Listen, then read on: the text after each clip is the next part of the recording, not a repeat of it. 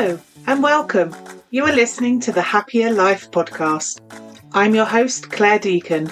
After deciding survival wasn't enough, I set out on a path to live my best life. I wanted to thrive. Now I'm on a mission to support others. Think you're not good enough, confident enough, brave enough? I'm here to tell you you are, and you can achieve anything. This is your time, so let's do this.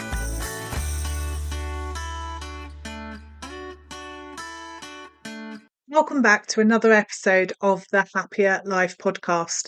I'm Clare Deacon, your host and guide on this journey to living a happier, more fulfilling life. Today, we're diving into a topic that's often difficult to discuss, but incredibly important: overcoming guilt and shame to heal emotional wounds.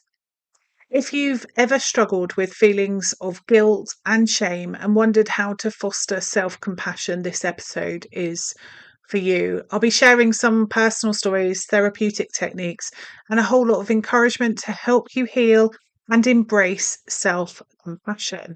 So let's get started. Let's begin by understanding what guilt and shame are.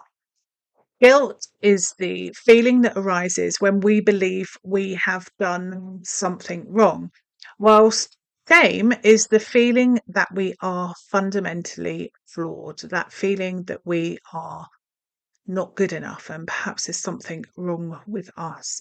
These emotions can stem from various sources, such as past mistakes, societal expectations, or personal beliefs that have been built over time. Guilt and shame often manifest in different ways. It can form from self-criticism, feelings of worthlessness, and a constant sense of inadequacy. I remember a time in my life when I was overwhelmed by guilt and shame, struggling to see my own worth. But through my journey, I have learned that it's possible to overcome these emotions and truly heal, enabling you to embark on a truly happier life. Unresolved guilt and shame, though, can have a significant impact and long-term impact on your mental and your physical well-being. Mentally, they can lead to chronic stress, anxiety, and depression. Physically, they can contribute to issues like digestive problems, weakened immune function, and fatigue. These emotions can hinder your personal growth, impact on your self-esteem and your relationships, making it difficult to connect with others and enjoy meaningful interactions with society. Research has shown that prolonged feelings of guilt and shame can truly alter brain function, affecting our ability to think clearly, make decisions, and solve problems in our lives.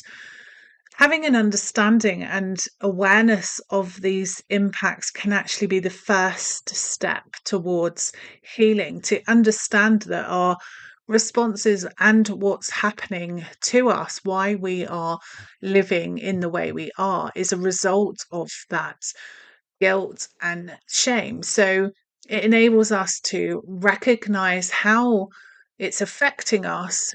We're able to take proactive steps to address those emotions and foster some self-compassion. Healing from guilt and shame involves integrating therapeutic techniques into our daily lives. Here's just a few of those techniques that can help. So many of you would have heard of cognitive behavioral therapy. This focuses on changing negative thought patterns and behaviors. It's a part of positive psychology, helping you reframe your thoughts and develop a healthier perspective on your life. Mindfulness, I've covered this in a recent episode on the podcast. Practicing mindfulness can help you become more aware of your emotions without judgment. It allows you to observe your thoughts and feelings without becoming overwhelmed by them. Another practice is that of self-compassion. Self-compassion exercises involve treating yourself with the same kindness and understanding that you would offer to a friend. Practicing self-compassion can help you move past guilt and shame. First of all, simply having that recognition with how you're treating yourself and how you're speaking to yourself is not aligned to your values, because you wouldn't do that to another person, helps you to make a change and a difference and alter that narrative into something which is more conducive to your well-being and a positive state of mind. Integrating these techniques into your daily life doesn't actually require a significant amount of time to do so. You can just start with a few minutes each day and gradually increase as you become more comfortable with the practice. It can often start off with just stopping yourself in the moment when those feelings of guilt and shame start to catch up on you. First of all, stopping it, and then making that decision of how you can change that narrative, how you can change that negative into the positive and foster self-compassion. So, some actionable steps to take in developing that self-compassion is practicing self-kindness, treating yourself with that kindness and understanding, especially during difficult times. Replace self-criticism with supportive and encouraging self-talk. Think positively about what contribution you can achieve, what you are able to do. Think about your strengths and your values in these different situations. Recognize common humanity. Understand that everyone does actually make mistakes. Everyone experiences difficult emotions. You're not alone in your struggles. This is part of who you are as an individual, who we are as a species, of the challenges that we have to overcome, and how we grow. Mindfulness, being mindful of your thoughts and feelings without judgment, acknowledging your emotions without becoming overwhelmed by them. I've seen many individuals transform their lives by fostering self compassion. One client in particular was able to overcome some deep feelings of guilt and shame of not being good enough as a mother by practicing self kindness and understanding more rationally about the decisions that they were making, the choices that they were placed in, that they needed to do, and ultimately their values, and what they were trying to achieve enabled them to let go of that guilt. Over time, these practices all led to quite a remarkable transformation in their self-esteem and their overall well-being, so they could go on to take on new challenges and really build their own unique, happier life. So let's talk about specific strategies you can use to manage to overcome guilt and shame. Now, a really important tool which many of my clients use, and that's journaling, writing down your thoughts and feelings to gain clarity and perspective, reflecting on your experiences and identifying patterns that contribute to guilt and shame, going through your emotional processing to help you let it go and release it from your system. But sometimes that can feel quite difficult. It's is a conversation that you're having with yourself, and that means sometimes we can struggle with that. It's, putting both arguments together. You're in a fight with yourself and you might need to seek some professional help. Sometimes we need that extra support. Don't hesitate in reaching out for guidance and tools to help you heal. Remember, you wouldn't criticize someone else for seeking that support and help. So why criticize yourself, and support yourself that you're the one there making the change. You're the one trying to do things differently when that guilt kind of comes up and raises its head.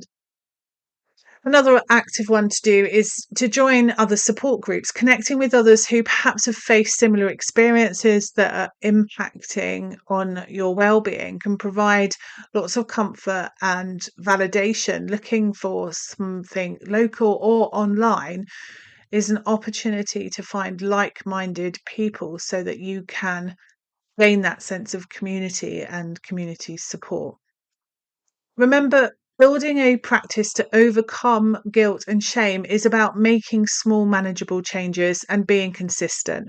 Start with one or two of the techniques that resonate with you and gradually expand your practice to see how your emotions change and how it evolves. It may be that there is an opportunity for you to calm your system down with mindfulness techniques before going into doing some journaling, before you get to a point where that has released some shame and guilt, but perhaps there's something underlying that you're holding on to. And for that, you need some professional support. Allow yourself to explore these different strategies and do what's right for you.